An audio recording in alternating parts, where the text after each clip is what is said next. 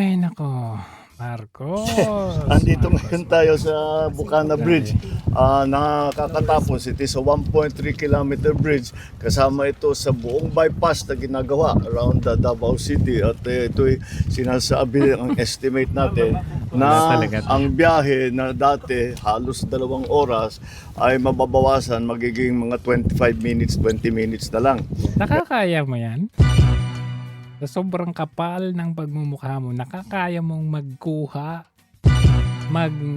mga agaw ng gawa ng iba. At malaking ginhawa. Bagay, maalala ninyo yung windmill sa Ilocos Norte kung saan pinicture nila na siya ang may proyekto dyan. Finact check siya, hindi pala siya kundi isang Swiss company na may proyekto at private po yan. So ginawa niyang campaign material niya yung windmills na yan. So kung yun nga nung hindi pa presidente ay nagnakaw na siya ng gawa ng iba, how much more na presidente na siya kung saan pwede niyang i-access yung DPWH. Tara, opening na ng tapos na itong Bukana Bridge na to. Tara, kunin natin. Hindi man lang sila nagdala ng Chinese official dyan. Lalong-lalo na ay ngayon na magpapasko tayo, alam naman natin nangyayari sa traffic. Kaya ito ay magagamit. We will open the bridge on the 15th. December 15 gagawin na. Nakita ninyo yung logo? Matatapos yung buong bridge on the 15th. Nakita niyo yung logo, ilalagay niya yung logo dyan, tapos lalagay niya, build better more. December 15 gagawin na. Matatapos yung Kapal. buong bypass by December 2027. So tuloy tapos na lahat ito all the way. 2027 pa pala eh. Kaya't ito ay nagsimula, na-approve ito noong July ng 2022. Nagsimula ito ng 2023, early 2023. Late 2023. I'm sorry, late Ay, no. 2023 kasi mga approval.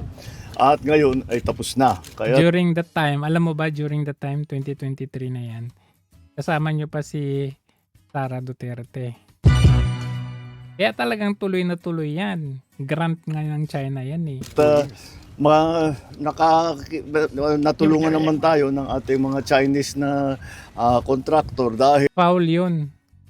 Ano sabi niya? natulungan naman tayo ng ating mga Chinese na contractor dahil ang ganda ng technology nila kaya't napakabilis at marunong talaga silang magpatayo ng magandang tulay, magandang infrastructure na mabilis at nasa tamang gastos, nasa tamang presyo. Grabe. Very foul yan. Sabi niya, natulungan naman tayo ng mga Chinese. Dahil napakagaling niya. Parang contractors. Parang ganun yung dating eh. Pero you forgot to mention na China talaga ang nag-aid niyan. Ayan o, 2018 pa lang yan. Under Mayor si VP Sara dito. At Presidente si Marcos Jr. Ay, si Marcos Jr. tuloy. Si Duterte during this time. 2018, sabi niya, Chinese government will donate a major bridge worth 1.5 billion. 1.5 billion during that time Kasi maabot to ng 3 point something na billion eh. Ayan, Chinese government expressed the intention to build the Davao River Bridge Bukana. Ayan. He said the bridge was originally programmed for implementation using government funds. Dati, government funds. Pero sabi ng Chinese, dahil sabi nila, showed the interest to construct the bridge. The design has already been completed. So, dati, gobyerno sana ang gagastos nito. Pero, nagmagandang loob ang China. Ginawa nilang package at regalo ito. Actually, 5 na total na packages ito. So, hindi po ito matatapos agad-agad but ito po ay naumpisa nung panahon ni PRRD. At kung makikita ninyo naman, may mga pruweba naman tayo, no? Like, ayan. Ito, 2018 na balita ito. 1.5 billion Davao Bridge. Ito po ay ticket project planned by Mayor Sara Duterte. Ayan. Mayor Sana announced during her State of the City address on Tuesday. There will be then 5 bridges that will cross the Davao River. Sabi niya, ayan. Earlier, Department of DPWH Director, sabi niya, Chinese government is interested in building the major bridge. Although this design is already complete, the project cannot be implemented yet because it still needs an official agreement between the Philippines and China. So, yan po, initiated yan noong panahon ni PRRD. At kung makikita ninyo ang reaction ng mga tanga, ng mga bobo, ng mga followers ni Marcos Jr., sabi nila, another one PBBM lang ang sakalam. Kasi syempre, yun yung sabi ni Marcos Jr. dito. Ito nga. So this is one of the 4 major projects that legacy projects that we will. One of 4? Alin yung 4 dyan? Yung Panggil Bay na project din ni PRRD yun. Tapos syempre natapos lang nung panahon niya, inako niya na sa kanya na. Tapos ano yung dalawa? Isa ito inangkin mo, yung Panggil Bay, inangkin mo na naman. Diyos mio. Will be finishing in Davao and its environs. So Ang tanong ko, nasaan naman sa Ilocos Norte? Meron ba kayong ganito? Wala. Bakit? Hinaway mo yung mga China eh. Hinaway mo yung China. Wala akong makita na development ng kagaya nito sa Ilocos Norte na lugar mo. Bakit wala? Kasi corrupt kayo. Ang Davao City, initiated yan by the Duterte and with China. Kasi yun yung ano nila, yung alam mo yun yung big ticket na project nila, yung cooperation with China. Kasi yun yung alam nila makakatulong. Unlike yung ginawa mo, inaway mo sila ng inaway. Kaya tuloy, walang infrastructure projects sa atin. Ngayon ito, patapos na ito, naumpisa na ito nung panahon ni PRRD. Tapos eto ka. Ginawa mo. Kaya tuloy yung mga followers mo ganyan. BBM Legacy in Davao. Hello, mahiya-hiya naman kayo. Tignan ninyo. Ayan, tignan ninyo kung tutuusin. Ayan po. Meron naman tayong ebidensya eh. Ayan. MOFCOM provides RMB 40.6 million grant RMB for Davao Bridge, Bukana construction. So, ayan po, 6 million po yan na USD. 6 million. Nakikita ninyo, ayan po. 2020, commitment year was 2020. Hindi ba? Oh, so, tingnan ninyo. Tingnan natin na yan. Commitment year 2020. Paano yan, Marcos Jr.? Paano yung mga taga-supporters ninyo dito? China Minister of Commerce. So, isang malaking yan, state implementing agencies, state-owned companies, Beijing, Road and Bridge Supervision Company, CCC Highways Consultant. So, talagang nakakahiya ito on the part of matatapos yung buong bypass by December 2020. So this is one of the Updated po tayo, minomonitor natin yung Department of Public Works. Titingnan natin yung malalaking project. Natapos na yung Panggil Bay, isa sa pinakamalaking project ni PRRD.